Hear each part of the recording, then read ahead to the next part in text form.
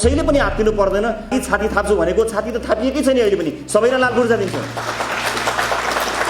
समस्या त 30 वर्षदेखि उहाँहरूले खडा गर्नुभयो। छाती त हाम्रो थापिएको छ र हामी छाती अहिले पनि थापिरहेका छौँ। हामी छाती हटाउँदैनौँ, तबसम्म हटाउँदैनौँ जबसम्म भूमिहीनहरूले आफ्नो अधिकार पाउँदैनन्। हाम्रो छाती त्यही छ, छाती हटेको छैन, त्यही छ छाती। जो गइला लागेले छाती हटेको छैन। रासोपाले खडा गरेको हाम्रा कारणले एउटा घर सुकुम्बासी बनेको छ, हाम्रा कारणले खडा भएको एउटा पनि होइन। हामी त समाधान गर्दैछौँ। ल रासोपाले ल्याइदिएको यो परिवार सुकुम्बासी परिवार भनेर यो देशभरि एउटा परिवार मलाई देखाउनुहोस्, एउटा मान्छे खडा गरेर देखाउनुहोस् न, एउटा पनि होइन। यो त पुराना राजनीतिक दलहरूले भोट ब्याङ्कका रूपमा आफूलाई खडा गरेर उनीहरूको समस्यालाई आफ्नो लाभका लागि प्रयोग गरेको भन्ने कुरा जगजाहेर छ नि। हो, हामी त्यसलाई समाधान गर्न चाहन्छौँ। व्यक्तिको चाहना अनुसार कहिलेकाहीँ तपाईँहरूलाई कसैले झुक्याइदेला, म त यता पार्टीको नि, म त उतातिरको नि भनेर झुक्याइदेला। त्यो झुक्याउनुमा पर्नु होला, फेरि अर्को अवसरबाट तपाईँहरू वञ्चित हुनु होला है साथी हो। त्यहाँबाट झुकिनु भने त अर्कोबाट टिकट पनि आउँदैन। अनि कहाँको सभापति, कहाँको मन्त्री। त्यस कारणले मैले अघि तपाईँहरूलाई भनेको कुरा यहाँ किन मैले जोड्न चाहेको भने हामी नेतृत्वका रूपमा तपाईँहरूबाट इतिहास बदल्ने कदमको अपेक्षा गरिरहेका छौँ। तपाईँहरू एउटा अवसर पाइएन भनेर म यताको र उताको भनेर गफ गरेर त्यहीँ अल्मलिरहनु भएको छ भने युटर्न लिनुहोस्। हामी राइट बाटोमा जाँदैनौँ। हाम्रो गन्तव्य एउटै हुनुपर्छ, नेतृत्वले देखेको गन्तव्य र तपाईँले देख्नुभएको गन्तव्यमा। नेतृत्वले देखेको गन्तव्य र तपाईँले देखेको गन्तव्यमा फरक पर्यो भने हामी पुग्ने ठाउँ अलग हुन्छ। अलग ठाउँमा पुग्ने भनेर हामी हिँडेका होइनौँ, हामी त एकै ठाउँमा पुग्ने भनेर हिँडेका हौँ साथी हो। हामीले त अर्जुन दृष्टि भनेका छौँ, त्यहीँ पुग्ने हो, सबैले त्यहीँ हेर्ने हो। कतै दायाँमा हेर्न मन छैन, कतै दायाँमा हेर्नु पर्दैन, हेर्नुपर्ने कुनै पनि आवश्यकता छैन। त्यसैले सांसदका रूपमा म तपाईँहरूलाई विनम्रतापूर्वक के अनुरोध गर्न चाहन्छु भने तपाईँहरूले हेर्ने भनेको पार्टीले कुनै अर्को एउटा ठाउँ जिम्मेवारी दिएछ भने बेग्लै कुरा। मैले कतिपटक यो कुरा रिपिट गरेको छु नि, आज पनि यो प्रशिक्षणमा भनिरहेको छु नि। तपाईँले हेर्ने भनेकै विधेयक नै हो, विधेयक मार्फत नै हामीले यो देशलाई सेवा गर्ने हो। तर सांसद त हो, तर विधेयक बाहेक सबै थाहा छ भयो भने त राम्रो भयो। सांसद त हो, विधेयक चाहिँ थाहा छैन, अरू सबै थाहा छ भन्यो भने त्यो त राम्रो भएन। समाचार माध्यम त हो, तर समाचार बाहेक सबै व्यापार छ भने जस्तो कुरा भयो भने त राम्रो भएन। समाचारको त मूल काम त समाचारै हो। सांसदको मूल काम त विधेयक नै हो, कानुन नै बनाउने हो। त्यस कारणले यी सबै कुरालाई यहाँहरूले मध्यनजर राखेर अगाडि बढ्नु होला। प्रशिक्षणमा क्रममा साथीहरूले तपाईँलाई राम्रा कुराहरू भन्नुभएको छ र सरकारले गरेका गतिविधिहरूमा कहीँ तपाईँले शङ्का गर्नुपर्ने कुनै पनि कारण छैन। मैले केही कुराहरूको प्रसङ्ग जोडेर भन्दै आएको छु। अहिले तपाईँहरूलाई कतिपय मानिसहरूले भन्नु होला सुकुम्बासी समस्याका विषयमा हामीलाई गाह्रो भयो, हामीलाई चाहिँ यसो भनिरहनु भएको छ भन्नु होला। गाह्रो मान्नै पर्दैन। रासोपाले खडा गरेको हाम्रा कारणले एउटा घर सुकुम्बासी बनेको छ, हाम्रा कारणले खडा भएको एउटा पनि होइन। हामी त समाधान गर्दैछौँ। ल रासोपाले ल्याइदिएको यो परिवार सुकुम्बासी परिवार भनेर यो देशभरि एउटा परिवार मलाई देखाउनुहोस्, एउटा मान्छे खडा गरेर देखाउनुहोस् न, एउटा पनि होइन। यो त पुराना राजनीतिक दलहरूले भोट ब्याङ्कका रूपमा आफूलाई खडा गरेर उनीहरूको समस्यालाई आफ्नो लाभका लागि प्रयोग गरेको भन्ने कुरा जगजाहेर छ नि। हो, हामी त्यसलाई समाधान गर्न चाहन्छौँ।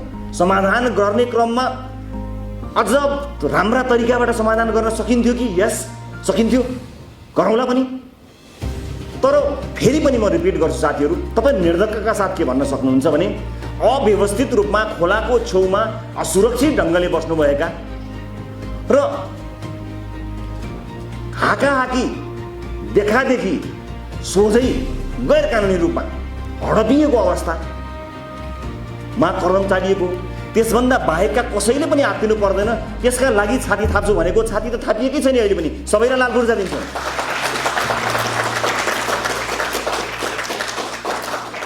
समस्या त 30 वर्षदेखि उहाँहरूले खडा गर्नुभयो। छाती त हाम्रो थापिएको छ र हामी छाती अहिले पनि थापिरहेका छौँ। हामी छाती हटाउँदैनौँ, तबसम्म हटाउँदैनौँ जबसम्म भूमिहीनहरूले आफ्नो अधिकार पाउँदैनन्। हाम्रो छाती त्यही छ, छाती हटेको छैन, त्यही छ छाती। जो गइला लागेले छाती हटेको छैन। र हामी व्यवहारिक रूपमा यो समस्यालाई स्थायी रूपमा हामी समाधान गर्छौँ। त्यसैले खोला छेउमा अव्यवस्थित रहनुभएकाहरूका लागि सरकारले चालेको कदम र लामो समयदेखि पेन्डिङमा रहेका काठमाडौँको हकमा भएका यी विषयहरूको यसलाई लिएर कसैले पनि राजनीतिक लाभ लिनको निमित्त भूमिहीन साथीहरूलाई, सुकुम्बासी साथीहरूलाई उचाल्न जानै पर्दैन। तपाईँहरू उचाल्दै गर्नुहोस्, हामी दिन्छौँ उहाँहरूलाई उहाँहरूको अधिकार। अहिले हुन्छ साथीहरूलाई नाइ भन्न अप्ठ्यारो पर्छ, आन्दोलनमा जाँदाखेरि अप्ठ्यारो हुन्छ कि भनेर लाग्छ भने गइदिनुहोस्, जानुहोस्। हाम्रो विरोध गर्न पनि पाइन्छ, मुर्दाबाद भन्नुहोस् सरकारलाई, पुत्ला पनि जलाउनुहोस्, केही फरक पर्दैन। तर अधिकार चाहिँ हामी नै दिन्छौँ, हाम्रै सरकारले दिन्छ। त्यसले गर्दा आफ्नो क्षेत्रमा जाने साथीहरूलाई कतिपयले मलाई भन्नुहुन्छ, ओहो सभापतिज्यू त्यहाँ त हाम्रोमा त भूमिहीन साथीहरूले समस्या पार्ने भए, हामीले त अब भोटै दिँदैन नि क्या हो। मैले चुनावको बेलामा पनि भनेको छु, म झुटा बाचा गरेर भोट चुनाव जित्नुभन्दा म हार्न तयार छु, मलाई हराउनुहोस्, तर म झुटा बाचा गर्नेवाला छैन। तर अधिकार दिने कुरामा त्यसलाई लिपिबद्ध गरेर, त्यसलाई एउटा आयोग बनाएर, शक्तिशाली आयोग बनाएर वर्गीकरण गरेर त्यो अधिकार दिने कुरामा हामी सुनिश्चित गर्न सक्छौँ। तर अत्यन्त समस्याका रूपमा देखिएका हाकी गैर कानुनी देखिएका र नागरिक असुरक्षित रहने खोला किनारमा बसेका साथीहरूका हकमा काठमाडौँमा जे भएको त्यो देशैभरिको अवस्था होइन। र उहाँहरू जसलाई उठाइएको छ उहाँहरूलाई हामी सुनिश्चित गर्छौँ कि उहाँहरूले आफ्नो हक अधिकार प्राप्त गर्नुहुनेछ। कोही पनि एउटा पनि नागरिकलाई घरबार विहीन बनाइने छैन। यो कुरा हामी फेरि पनि भन्छौँ र तपाईँहरूले शानका साथ भन्न सक्नुहुनेछ। यसमा कुनै पनि आपत्ति छैन, कुनै पनि अप्ठ्यारो मान्नुपर्ने अवस्था छैन। त्यसैले हो कहिलेकाहीँ त्यहाँभित्रका समस्याहरू अहिले उजागर गर्न पुगेका साथीहरूले 30 वर्षसम्म खोलाको किनारमा, नालीमा, बाढीमा बसेका साथीहरूलाई व्यवस्थित गर भनेर हिजोको दिनमा पनि आन्दोलन गर्दै गएको भए, यसै गरी नारा जुलुस गरिदिएको भए हिजोकै सरकारले व्यवस्थापन गर्थ्यो नि। हिजो गरिएन, त्यसलाई समस्याका रूपमा राखियो। अब के हामीले यसलाई समस्याका रूपमा राखिरहने कि यसलाई समाधान गर्ने त? समाधान गर्ने क्रममा सरकारबाट कमी कमजोरीहरू भए होलान्, त्यो सप्रिन्छ, सुध्रिन्छ, भएका रहेछन् भने। तर यसलाई स्थायी समाधान गर्नमा हामीले कहीँ पनि कुनै कसर बाँकी राख्दैनौँ। त्यस कारणले कुनै पनि सांसद साथीहरूले चिन्ता गर्नु पर्दैन र स्थानीय निकायका साथीहरूले पनि मैले भने स्थानीय सरकारले पनि यही कुरा अवलम्बन गरोस् र यसलाई राजनीतिको शिकार, यतिका वर्ष उहाँहरूलाई राजनीतिको शिकार बनाइयो, अब फेरि पनि उहाँहरूका नाममा राजनीति नगरियोस्। भोट उहाँहरूको इच्छाको कुरा हो, जसलाई हाले पनि हुन्छ। तर समस्या समाधान चाहिँ रासोपाको सरकारले गर्छ, यो कुराको सुनिश्चितता। र फेरि पनि भन्छु, छाती हटेको छैन, त्यो अधिकार नपुल्याएसम्म छाती हट्नेवाला छैन। त्यसै गरी यहाँलाई जिज्ञासा होला, अहिले धेरै आवाज सुनिएको छ जुडिसियरीको, न्यायालयका आवाजहरू पनि चर्को आवाज यहाँहरूले सुनिरहनु भएको छ। सरकारले असंवैधानिक काम गर्यो, गैर संवैधानिक काम गर्यो, संविधान मिच्यो, विधि मिच्यो भनेको हामीले सुनेका छौँ। साथीहरू, राजनीतिक रूपमा यो संविधान बन्दा रासोपाको राजनीतिक उपस्थिति थिएन। संविधान बनिसकेको अवस्थामा, त्यो अभ्यासमा गइसकेको अवस्थामा राजनीतिक रूपमा रासोपाको उदय भएको। संविधानका अक्षरहरू उहाँहरूले लेख्नुभयो होला, तर त्यसको भावना रासोपाले प्रतिनिधित्व गरिरहेको छ। समावेशिता उहाँहरूले अक्षरमा लेख्नुभयो, 33% महिलाहरूलाई दिन्छौँ भनेर उहाँहरूले अक्षरमा लेख्नुभयो, तर त्यसलाई पालना त आफ्नो मन्त्रीमण्डल मार्फत रासोपाले गरिरहेको छ। अब परम्परा भत्काइयो भन्ने कुरा चाहिँ मैले एउटा के भन्नै पर्छ भने, यदि त्यही परम्परामा जाने भइदिएको भए अहिले 6 जनाको उपस्थिति भएको संवैधानिक परिषदमा आज 1 जना व्यक्ति नियुक्त हुने छलफल सकिँदैन थियो। यो बैठक कसलाई कतिजना भाग लगाउने भनेर भागभन्डाको छलफल चलिरहेको हुन्थ्यो साथीहरू। हामीलाई भागभन्डामा विश्वास छैन। हामी राजनीतिमा आउनु पूर्व नै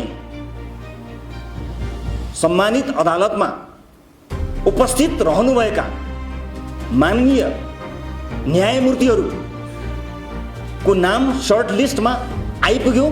त्यतिखेर नै हामी सरकारमा पुग्यौँ र हामीलाई भनियो यसमध्ये एउटा छान्नुपर्छ भनेर। विधिले त्यही भन्यो, विधिले त्यही भन्यो र त्यही विधिलाई फलो गर्दा, त्यही विधिलाई मान्दा, त्यही संविधानलाई मान्दा हामीले त्यसैभित्रबाट 1 जनालाई सिफारिस गरेका हौँ। संसदीय सुनवाई छ, यो प्रक्रिया छ।